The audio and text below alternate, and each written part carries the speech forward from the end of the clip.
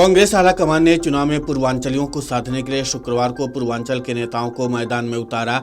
राज्यसभा सांसद और बिहार कांग्रेस के पूर्व अध्यक्ष अखिलेश प्रसाद सिंह, कांग्रेस कम्युनिकेशन विभाग की प्रमुख सुप्रिया श्रीनेत, पार्टी सचिव प्रणव झा और कन्हैया कुमार ने प्रदेश कार्यालय में संवाददाता सम्मेलन में योजनाओं को जनता के समक्ष रखा। उन्होंने घोषणा की कि कांग्रेस की सरकार बनने पर दिल्ली में पूर्वांचल मंत्रालय बनेगा और उनके विकास के लिए अलग बजट के साथ सब प्लान लागू होगा। अखिलेश प्रसाद सिंह ने कहा कि भाजपा और आप ने हमेशा से पूर्वांचलियों को वोट बैंक की तरह देखा और भेदभाव किया।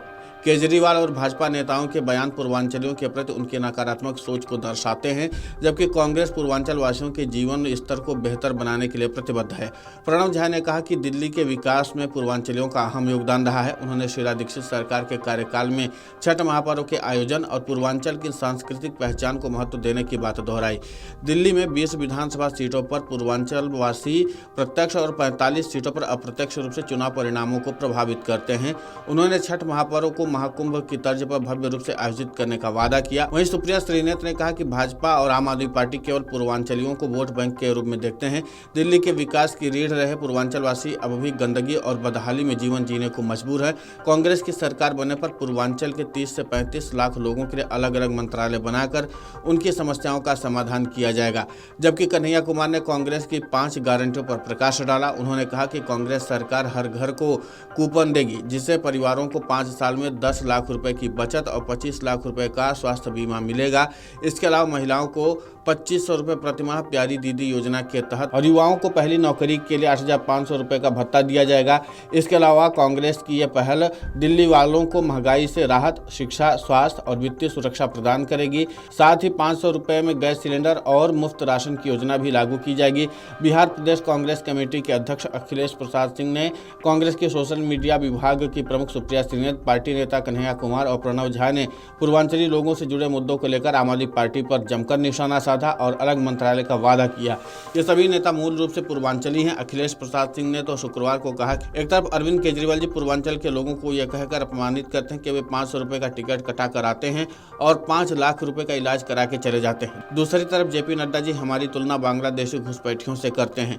कांग्रेस नेता सुप्रिया श्रीनेत ने कहा कि इसीलिए कांग्रेस ने पूर्वांचल के लिए अलग मंत्रालय बनाने की घोषणा की है। ये एक प्रतिबद्धता है। हम उनके मुद्दों को लेकर सजग हैं। पूर्वांचल के लोगों ने दिल्ली और देश का मान सम्मान बढ़ाया है।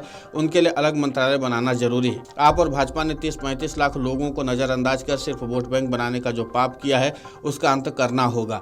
इसके साथ ही कन्हैया कुमार ने कहा कि इतिहास उठाकर देख लीजिए, दिल्ली हमेशा से सबकी रही है, लेकिन अक्सर चुनाव के समय पूर्वांचलियों को गाली की तरह इस्तेमाल किया जाता है। कांग्रेस पार्टी की विचारधारा पूर्वांचल के लोगों के साथ है।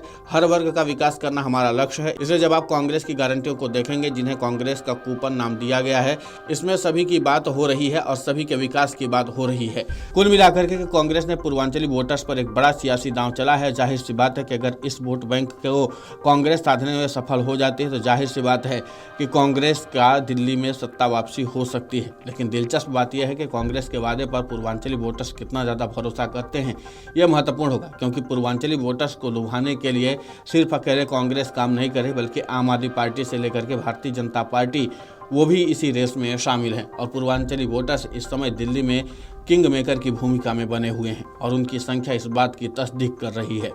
Video desk amarujala.com। Amar Ujala Jeevanjali के सारथी की मदद लें और महाकुंभ में स्नान जरूर करें।